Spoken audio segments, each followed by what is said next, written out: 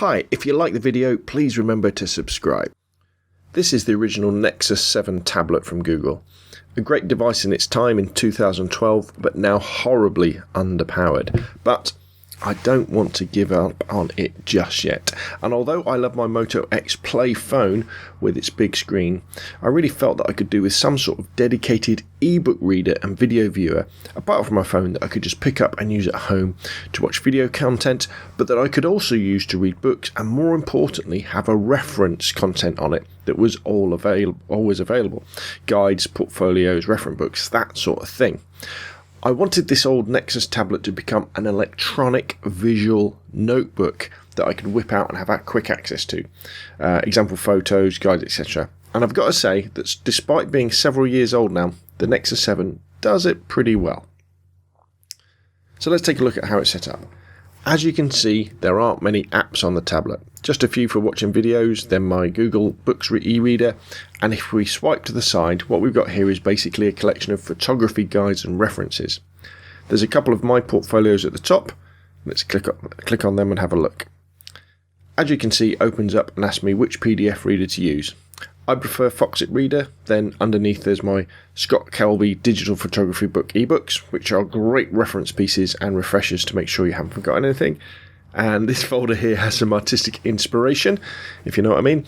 And here's an amazing reference actually. I've managed to get hold of a digital copy of Italian Vogue. Perfect for if you're into fashion and portrait photography, which you can again open up in Foxit Reader, have a look through and use it as a reference work. In this folder we've got more PDF portfolios, this time from renowned British photographer Rankin.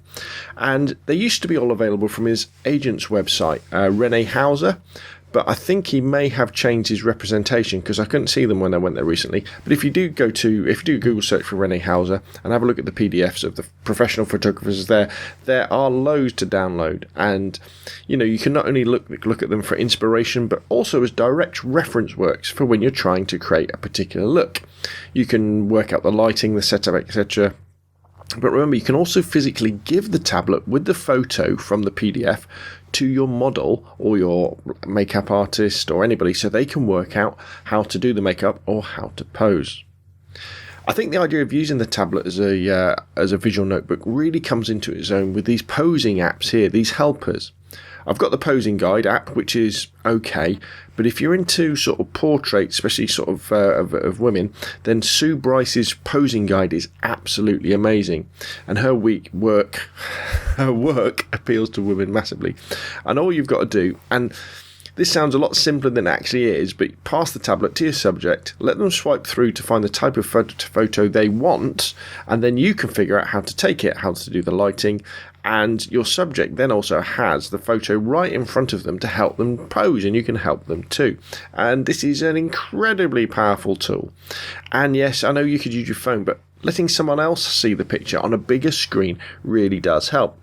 And the fact that you might have messages and things coming in on your phone that you don't want people to see, and so having a separate device really does keep that professional.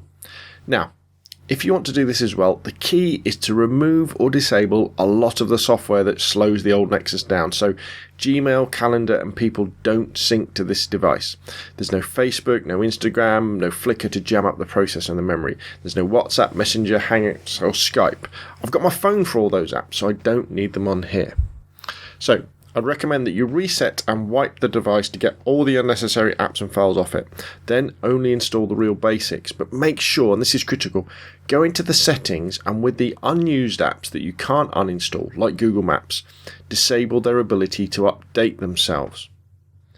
As you can see from the screen, the Notepad relies heavily on Google Drive for serving the files, but I'd also recommend that you do keep Gmail active, so let it update itself but don't let it sync, so that you can easily move files just by emailing them to yourself from one device to another.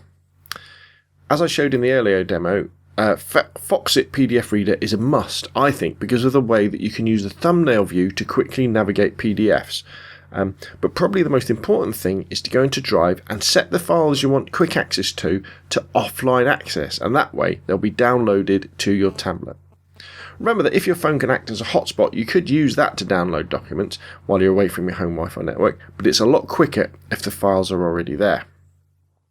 To be honest, I'm really excited about using the old Nexus 7 like this because it gives an old piece of hardware new life, but also because it has made the tablet a useful viewing and reference tool that is a great complement to my phone and laptop. So if you've got an old tablet lying around that's now too slow to surf the web or play games, turn it into a photographer's visual notepad and give it a new lease of life. Anyway, that's enough from me. Thanks for watching. If you like the video, please subscribe. Put any questions down below and I'll see you again soon.